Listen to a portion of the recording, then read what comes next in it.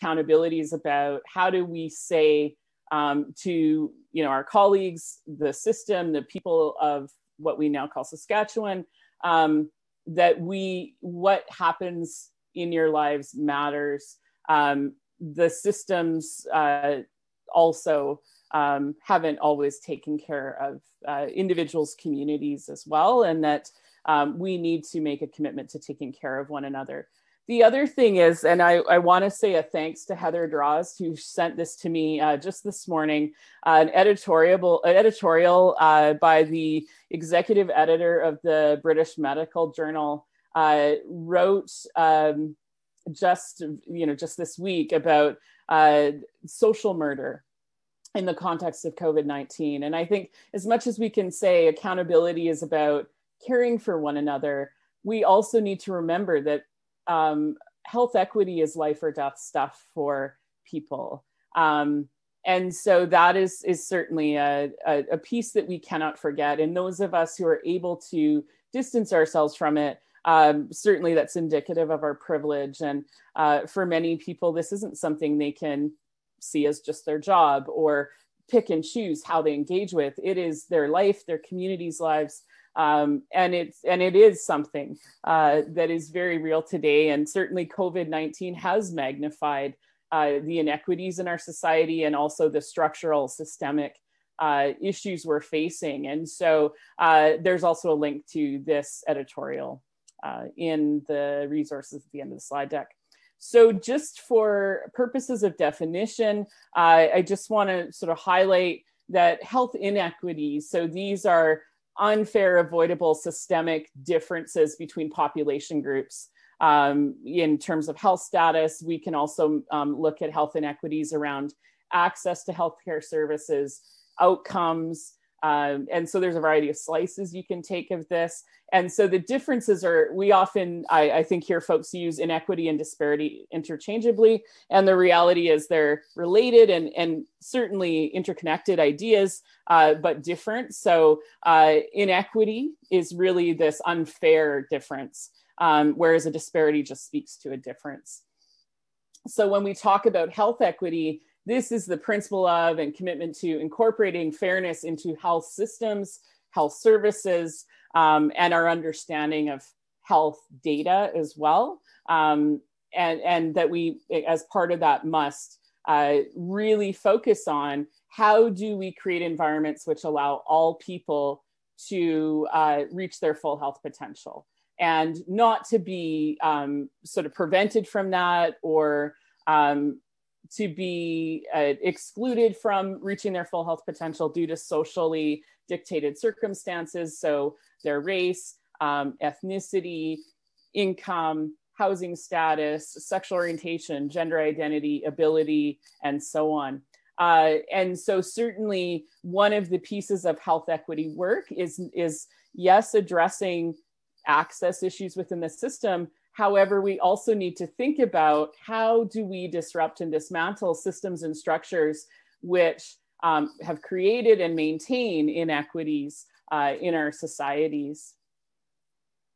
So lots of folks might be familiar with this image. It tends to pop up a lot, and certainly in my former role in the Health Authority, I use this slide almost every day. And so I have requested permission from SHA to conclude it today. And so one of the pieces, though, that I think is so important to think about here is there's lots of issues with this image, and there's been a lot of critiques of similar ways of depicting equity and equality. One of the things I want to draw your attention to, though, is we often tell a story about equality that isn't necessarily the full story. And so with equality, we look at, the person on the left who is able to achieve that good health fairly, they just reach up and it's there. That doesn't mean it's necessarily easy. They don't have to work, but it's certainly more achievable or attainable than it might be for others. And so you look at the person in the middle,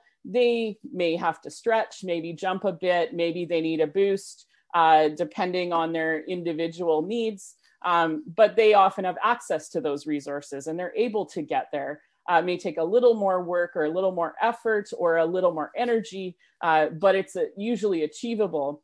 And so then we see the person on the right. And one of the pieces I really want to highlight here is that very often we tell stories as systems, as organizations, and as service providers, as educators as well, of people who are, sort of reflective of folks who are facing significant structural barriers, which is one of the big gaps in this illustration, that we don't see that here. We see individuals who are different, not that the system makes it an issue. So, but what we see in this person on the right with the equality group is that they sometimes are maybe exceptional jumpers, or they have really long arms, or they have a really committed, intensely involved support network that they've expended a lot of energy, building and maintaining those relationships. And so they may be able to reach that sort of good health or full health potential. And the thing we do sometimes in systems is we share that story as the success story. And what's implied there is this is proof that it's not the system that's the problem.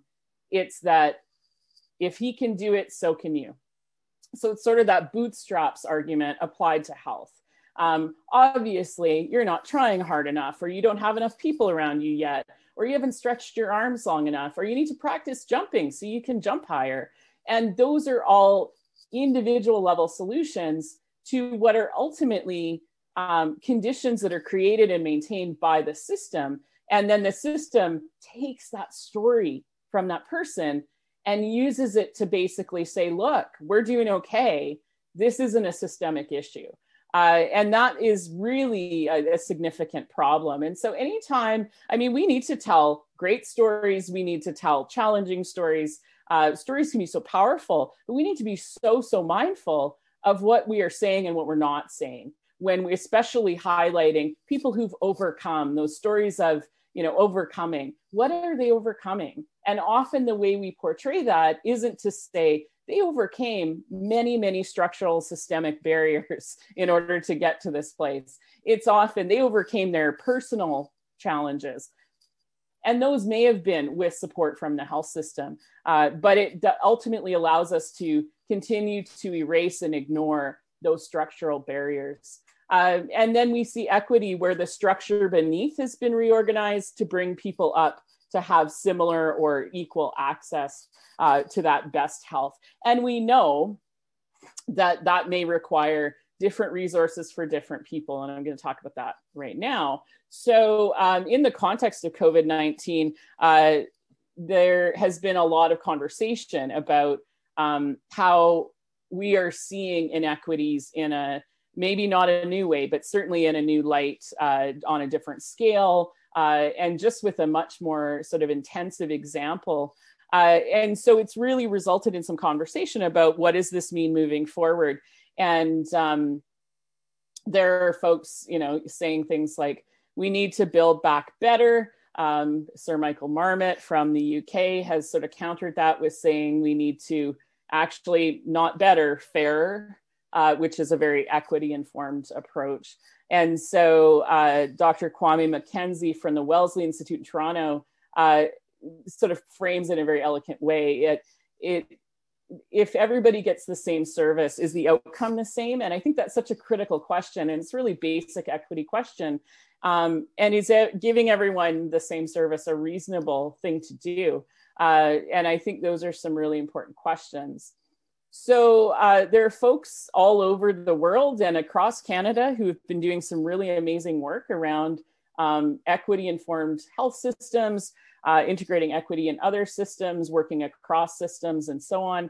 This is a resource from the EQUIP team, which is located primarily in British Columbia. And they have identified several points that really, from their perspective and their research, identifies what does an equity-informed health system primarily, but this could be adapted to universities. It could be adapted to education systems and other settings as well. And when you see this, it starts with that explicit commitment to equity. How do we actually put it in writing, tell the communities we serve talk to our partners and say, this is a commitment we're making, which then, of course, as I said earlier, needs to go beyond a statement or declaration, especially if those things are seen as ceremonial or performative. And so then we need to look at what are those supportive organizational policies, processes look like. And included in that are often pieces around how do we understand things like time. So one example of this would be, we often see systems that say we need to see change within 90 days. Well, it took us way longer than 90 days to get to this point where we have deeply, deeply entrenched inequities, and they're often not recognized or seen. So how do we actually think about time differently when it comes to equity work? 90 days is probably not going to show us much change at all.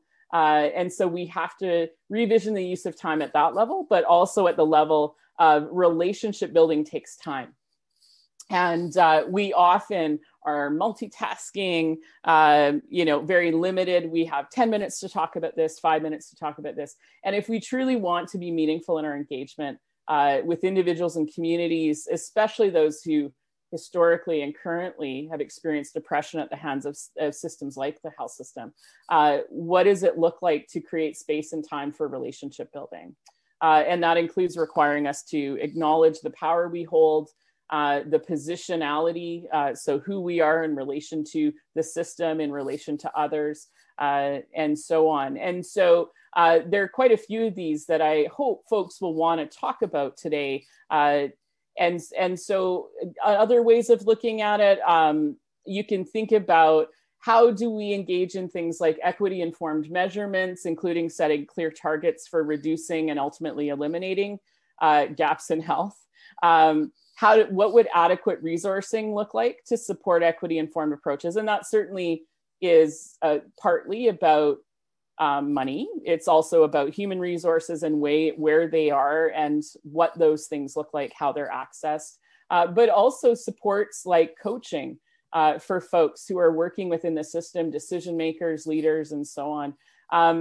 I think when it comes to accountability, a key piece is looking at how do we make sure the performance of the system or the performance of leaders within the system is somehow linked in to those equity goals, and that there's an expectation people will be able to speak to or measure and assess how they're moving their program area, their portfolio, the system as a whole towards those equity goals. And also integrating opportunities for ongoing learning and unlearning, but also reflection. And so often when I've done work with groups in large systems, one of the pieces that comes out is I'm always talking about reflection, and people say, we don't get time for that. When am I supposed to do that? And ultimately people are left to do that or not on their own time and their own dime. And that isn't the system taking responsibility for creating that space and maintaining it, which is such a critical piece. And then also looking at how do we engage people who access services or people we serve, especially people who historically and currently experience oppression, or who identify as being poorly served, maybe finding systems inaccessible and unsafe. And so exploring what do our engagement processes look like, and how do we make sure those are meaningful, as safe as possible, and that they're not just serving the system. There's a mutuality in terms of benefit. And the same would go when it comes to looking at our who's working in a system, right? Does it reflect the communities we serve? And are we looking at that as a whole? Are we looking at that in particular pockets? And do we have the information or the data to be able to actually understand that in a more nuanced way? So one of my favorite questions to throw out at groups is, we often are asking, how well does it work? We're looking at different performance measures. We're doing evaluation of programs. And those are often within our understanding of accountability. And one of the questions that I think is so critical is if we're asking, for whom does this system work? And for whom does it not work? Who's here? Who's not? And those are some of the most critical questions that we can all integrate into wherever our piece is in a system, whatever our relationship is to it.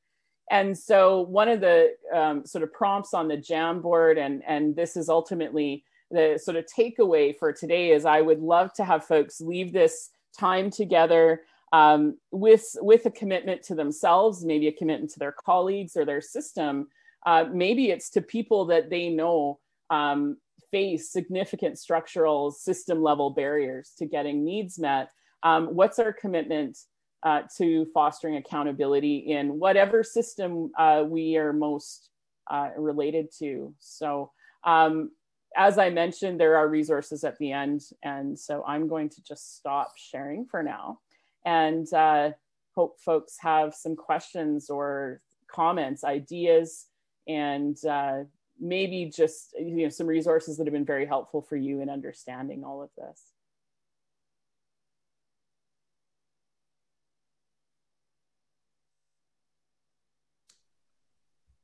Wonderful. That's a wonderful introduction to this, Erin. And this is your opportunity to share in the chat, either to everyone or directly to myself, or on the Google Jamboard, any of your thoughts, comments, questions, ideas, things that are wonderings in your mind. Please don't hesitate. We asked and received quite a few questions in advance. So while you're mulling over some of those questions and comments, I'll ask a few of those to get us started. So the first one is from the perspective of an allied health provider, what is the best way to advocate for health equity when we as social workers do not share space at the tables with others like doctors, etc.? Well, as a social worker, I feel like I can answer that directly. And certainly my hope is that questions aren't necessarily that I have the answers to those, that I think we have an amazing group. I was sort of scrolling through the list as people were coming in, and there's amazing capacity and knowledge and experience in this Zoom room right now. So please don't feel that I'm the one to answer the questions and you can't. But because I'm a social worker, I will say in some settings, we've seen a shift where there's more intentionality about having a variety of perspectives at the table or creating opportunities for those perspectives to come forward. And I think, we can, though, advance through our own teams and look at what does equity look like in our social work team or in our program, and start there. I think there certainly are bigger implications when we start to look at interprofessional or interdisciplinary care that need attention. And there is a hierarchy in health that's very, very prominent. And I know often allied health folks, feel like they're all kind of, hanging out at the bottom of that, and that they have less power than perhaps others on healthcare teams. So some of it is going to be a culture shift in terms of how do we understand our relationships with one another. But it's certainly not one that there's an easy answer to, but I would say, keep trying to build the relationships with folks on your team and ask the questions of your leaders or the leaders of those teams, whoever they are, and say, hey, why is it that these allied health professionals aren't at these meetings? Is there a way we could make that happen? And looking at that, but also identifying some of those bigger system issues that are perhaps getting in the way of it and raising those as well. Great, I'll take one more from one of the pre-questions and then I'll go to the chat and the Jamboard. How does power in all its forms, such as oppression, fit into the overall aim of what we're talking about here? It's a massive piece, right? And it's been really interesting thinking about this over the years, and that there's been a lot of, this has to happen from the front line up, or we need this from the top down. And the reality is that piece of this sort of power within systems, I think it's both and, right? Like this work will not be advanced, and that sort of sense of accountability won't be attainable unless people at higher levels of systems are able to make these things, make it a system priority to, prioritize some of those measurement pieces and so on. And frontline workers and, those who support them can absolutely make a difference in the short term. Individual workers, though, can't change the system. And I think sometimes we put so much emphasis on go train frontline workers about equity. And the reality is they only have so much power in the system. And then I think we add on the layer of power around the inequities in power between people who work in the system and people who are in community leaders, people who access services, and others, even governments, when I think of, First Nations governments and so on, that there's a real imbalance in power often that is a part of the equation, whether that's in the provision of care or whether that's around engagement and decision-making and so on. So I don't know if anyone else in the Zoom room wants to comment on that as well.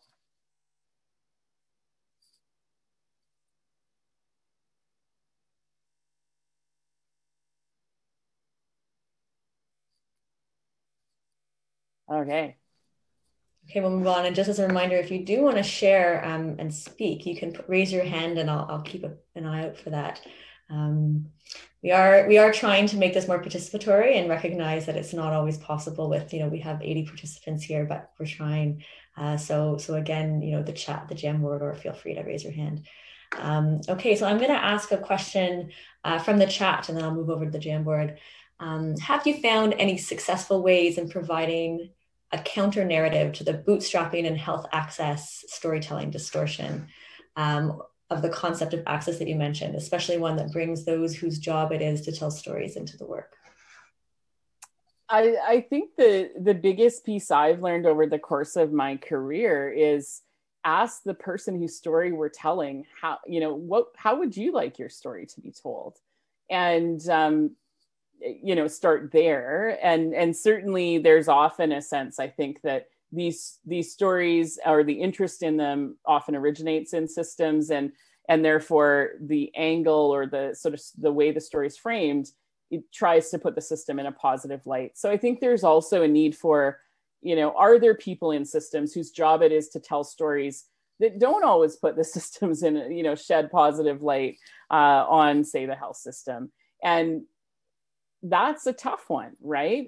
That often I think folks see their job as, especially people working in areas like communications, to tell the good stories. And I think COVID has taught us some very important lessons about that there isn't always a good story to tell. Or sometimes the victory at the end came through unthinkable, determination and hardship and overcoming so much that, but some of it I think is really how we choose to talk about the story. What's the in-between the story, the connective tissue of the story, and what language do we use? And I'm just noticing there's a comment below this question in the chat about language. And I think that's so critical. Do we talk about this as, this person had to be very determined, or do we acknowledge the piece that there could be a world where this person's, ability to be persistent and determined for months in order to achieve their best health, that doesn't have to be the way it is. And in some ways that actually isn't a huge success story. To me, that means we have a long way to go. So I also think balancing that out with stories that are about the system, not just the great things we're doing, but also some of the work we have yet to do, and presenting more sort of a balanced perspective could be helpful. But again, that is a departure from how things typically have been done in the past, I would say. So there's a big culture shift, and there needs to be support for that shift at the higher levels, because, an individual communications consultant or, person working in a system can't just decide on their own that that's how they're going to present a story. They need that to be supported from, their manager and all the way up in the system. So I think there needs to be a real paradigm shift on that.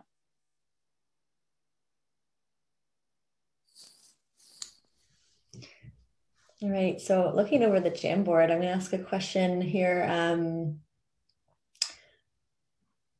How do we balance the time and structure that systems need or are used to make change and the urgency that communities most impacted rightly feel as they continue to be impacted by inequitable outcomes as systems as well?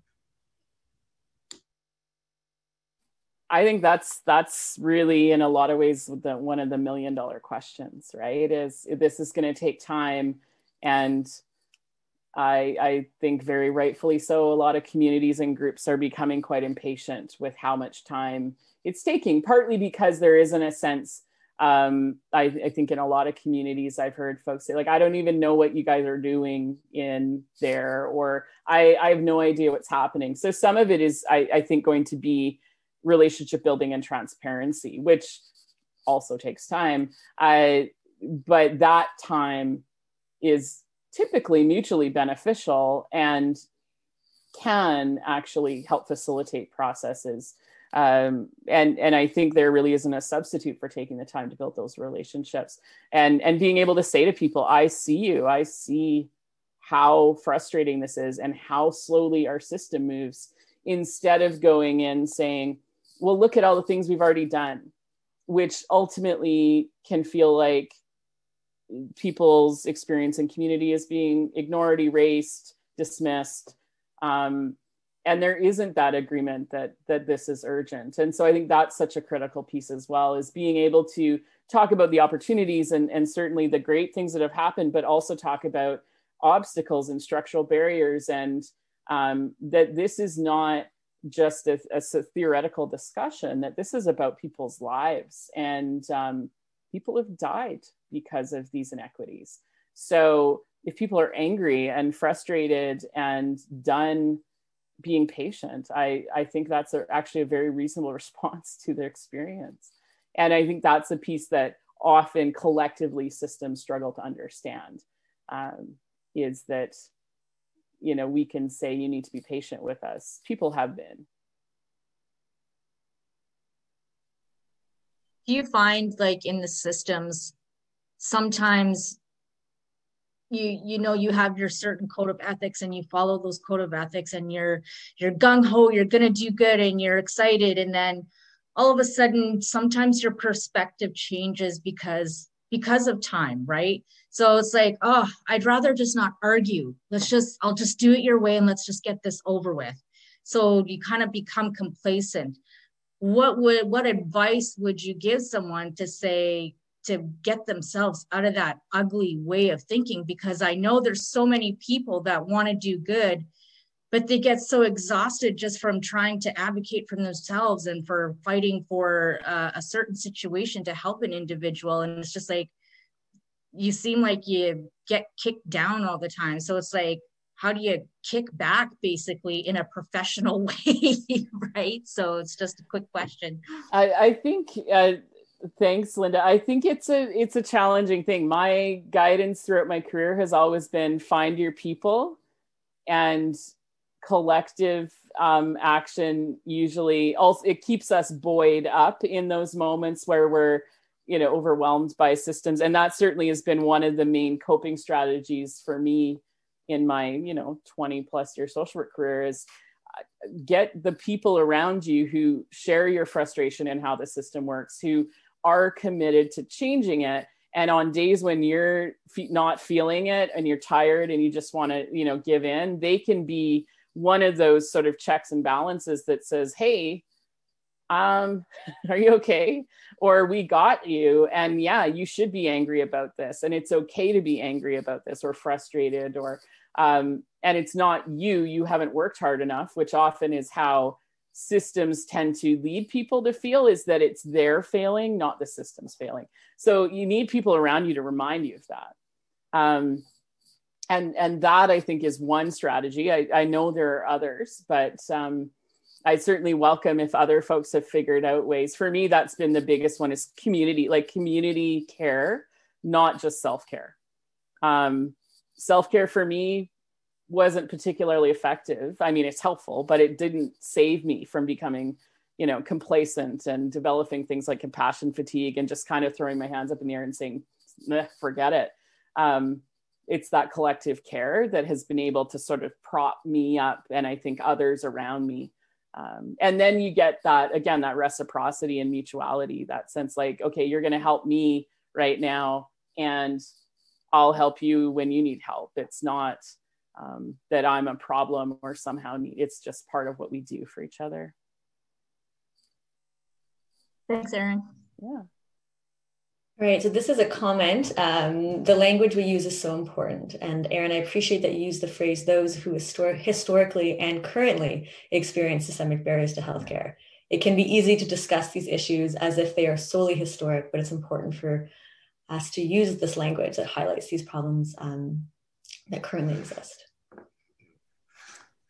Yeah, I agree. I think that's such a critical piece, that we, actively work to disrupt this picture that many of us, I think, have been socialized and educated around, that these are horrible things that happened in the past, and we need to, and it sort of is an extension of the, move on, look forward narrative that often gets sort of is a response to when we talk about harms done in the past. And it was very interesting recently on social media, there was an article shared about harm caused in the health system around the time that Joyce Echaquan died in Quebec. And someone had said, this health systems cause harm every day. And someone asked very, very earnestly, I don't understand. Tell me what you mean.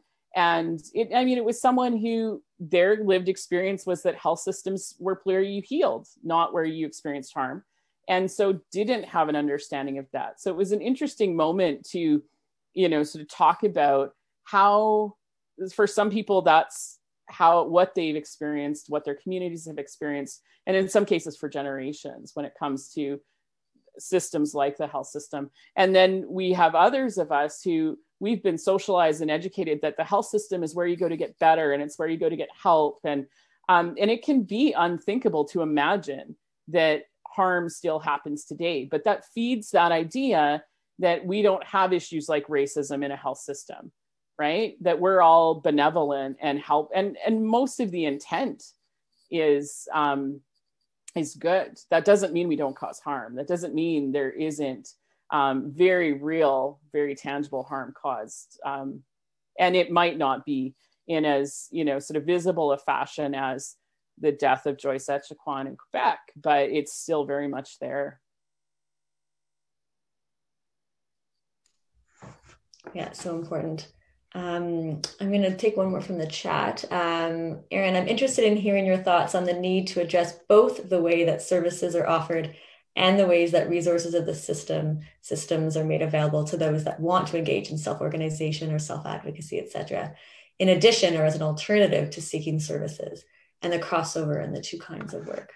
Ooh, yeah, my belief is that, this is a long-term work, and it's going to require an incredible amount of advocacy, and that those are often seen as separate things, that if people want to advocate for changes in a system, that's done separate and apart from accessing a system. And often the fear that's associated with, well, if I need that system, especially a system like health, I have to be cautious if I'm, a member of a historically or currently oppressed community in how I advocate, because I'm fearful, reasonably fearful often, that advocacy could end up harming me even more, harming my community even more. So I think there's a lot of tension between those two pieces. And I do believe, though, very firmly that, we need to work on how do we improve the system we have so it's causing less harm while we are envisioning and building another system, a system that, addresses these things. And that a lot of the things we talk about with equity are about how do we get to equity. And because we are quite far from achieving health equity, if I don't think I'm going to see it in my lifetime, I will say,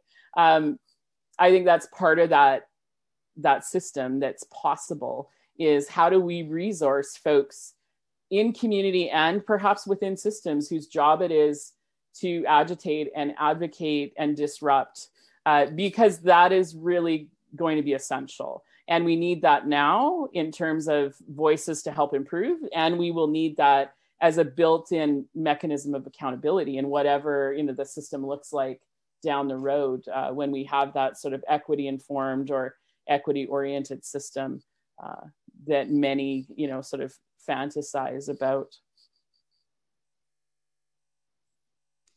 There's certainly been a lot of comment in community around, the health system, for example, has client representatives and a phone number you can call. But there's a very clear, keen awareness that those are folks who work for the system. And as much as I know who answers those phone calls and emails, and like, they're great people who really want to help. And they're working within the system. So they are limited in how far they can go to a certain extent. And even if they weren't limited, the sense from somebody about the safety of calling or, filing a concern or complaint that way, that is a significant obstacle that's a structural thing that could be changed. Is, can we have, an ombudsman or advocates located outside that system who might be perceived as, safer, more accessible, more responsive, and able to hold the system to account from outside.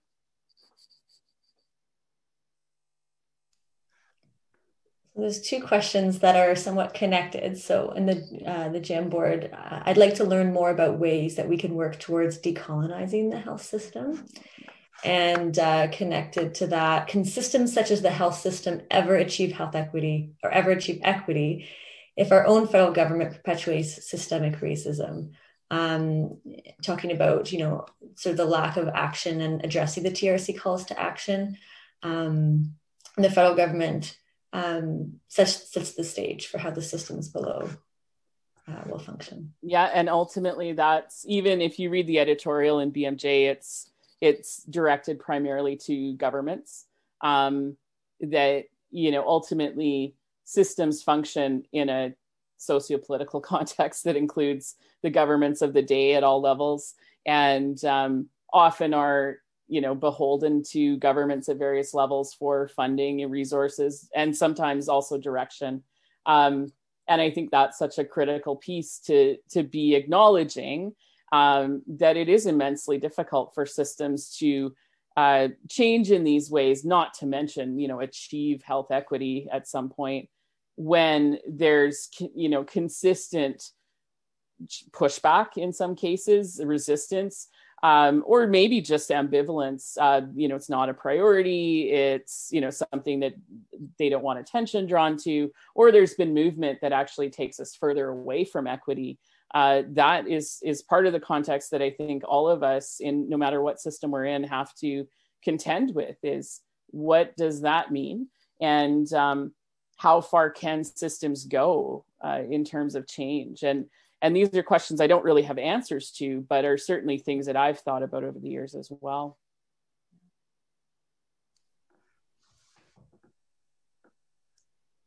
These are big questions.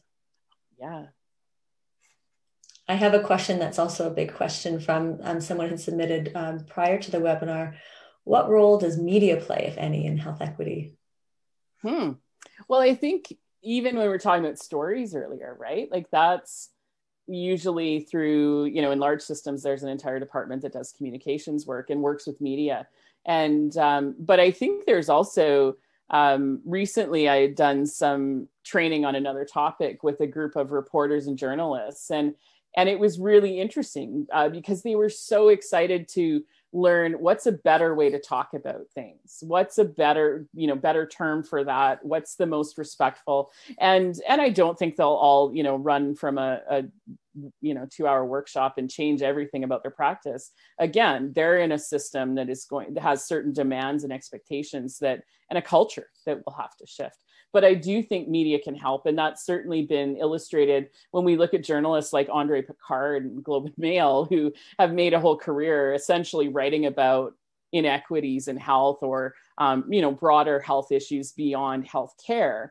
And I think that's an example. Of course, he has the sort of opportunity to share his thoughts in a pretty interesting platform and with a large audience on a regular basis. And not all folks in media do, but some of it is just learning, how do communities want to be referred to, and being respectful of that?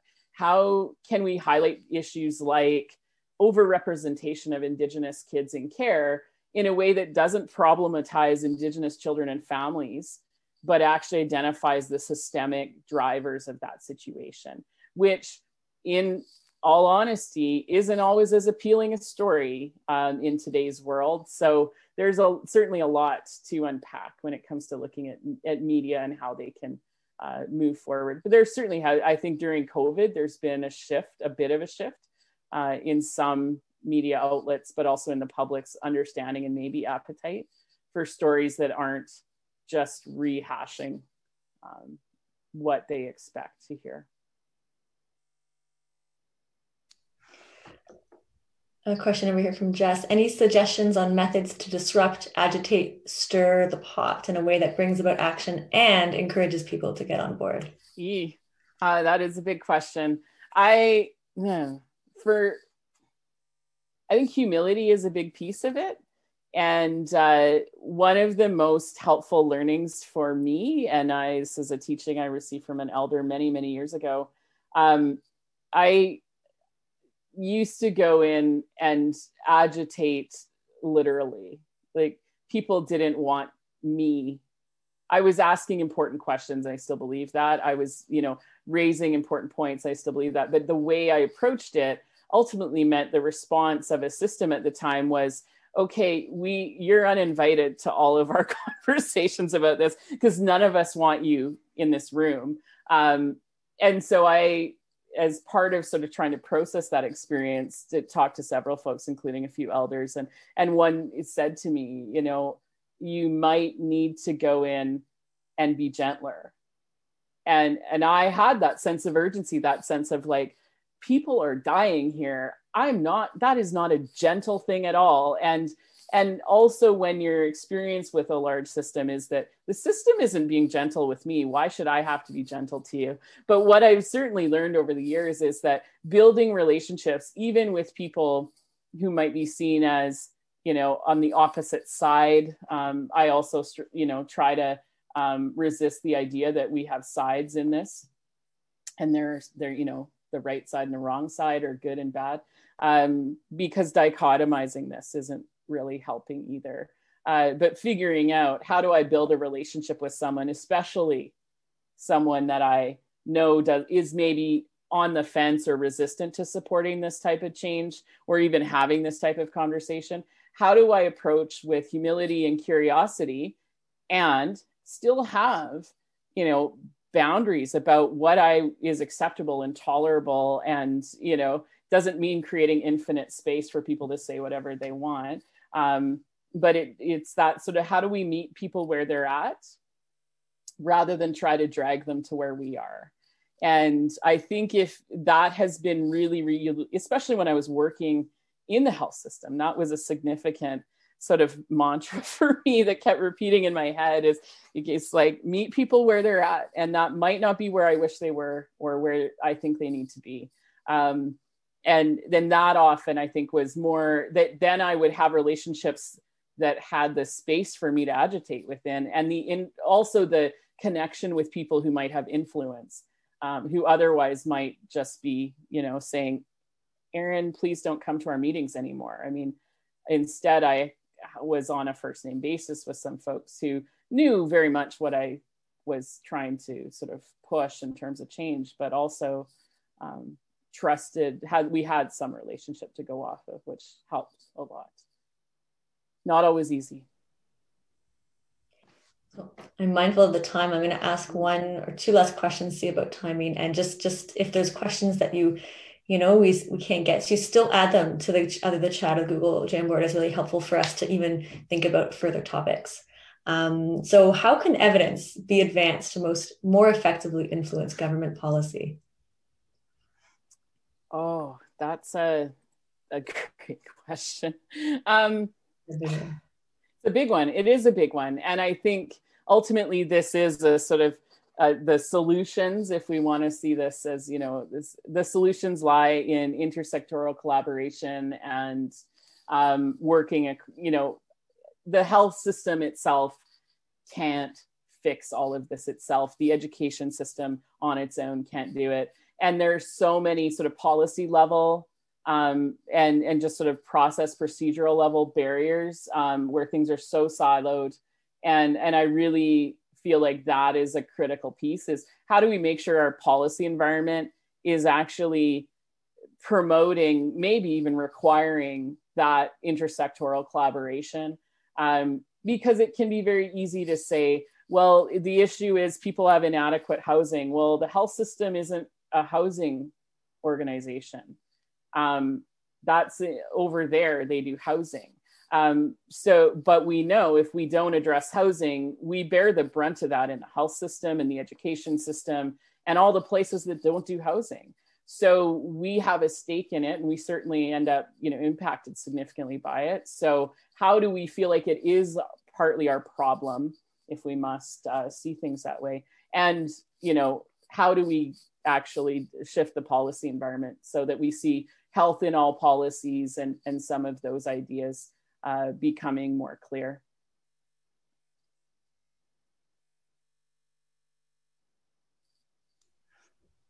Great, thank you, Erin. And I'm just, again, mindful of the time and your commitment to us. So I just want to thank you so much, Erin, for sharing your insights and experiences and just leaving us with some just such deep, powerful questions that we can take back with us into our work and organizations, and hopefully continue exploring and carving out and holding space for this type of critical learning and unlearning, as you say, and that ongoing critical self-reflection that is just so important.